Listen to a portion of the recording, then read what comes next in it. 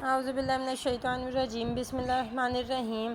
اور جو لوگ خدا کی رضا جوئی کے لیے اور اپنی نیت ثابت رکھ کر اپنے مال خرچ کرتے ہیں، ان کی مثال ایک باغ کی سی ہے جو اونچے پر واقع ہے۔ اس پر بڑا زور کا مین تو وہ اپنا دو چند پھل لایا، اور اگر اس پر زور کا مین نہ بھی پڑا تو اس کو ہلکی پھوار بھی بس کرتی ہے۔ اور تم لوگ جو کچھ بھی کرتے ہو اللہ اس کو دیکھ رہا ہے۔ بھلا تم میں سے کوئی بھی اس بات کو پسند کرے گا کہ کھجوروں اور انگوروں کا اس کا ایک باغ ہو، اس کے تلے نہریں پڑی بہہ رہی ہوں، ہر طرح کے پھل اس کو وہاں میسر، اور بڑھاپے نے اس کو آ لیا، اور اس کے چھوٹے چھوٹے ناتواں بچے ہیں۔ اب اس باغ پر چلا ایک بگولا جس میں بھری تھی آگ، تو باغ جل بھن کر رہ گیا۔ اسی طرح اللہ اپنے احکام کھول کھول کر تم لوگوں سے بیان کرتا ہے تاکہ تم غور کرو۔ مسلمانوں، خدا کی راہ میں عمدہ چیزوں میں سے خرچ کرو۔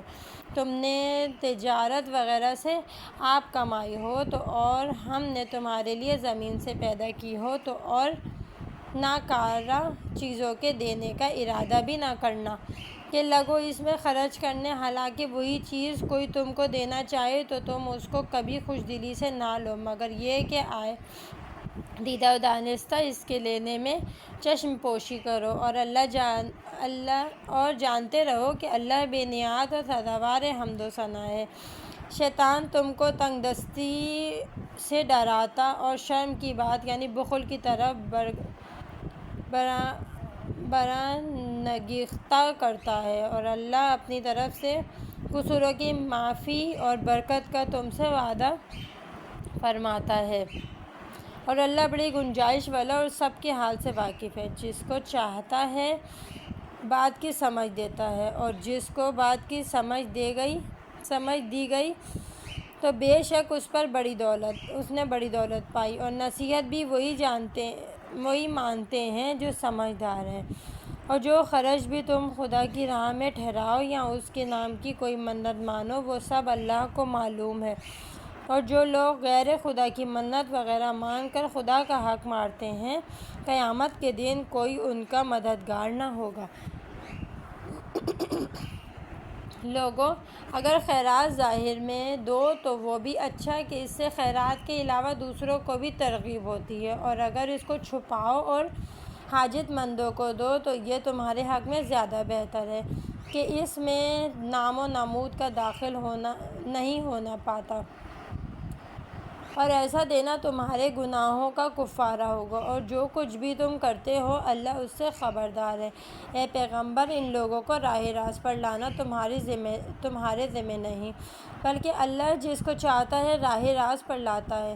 اور تم لوگ اپنے مال میں سے جو کچھ بھی خیرات کے طور پر خرچ کرو گے سو اپنے لیے، اور تم تو خدا ہی کی رضا جوئی کے لیے خرچ کرتے ہو نا۔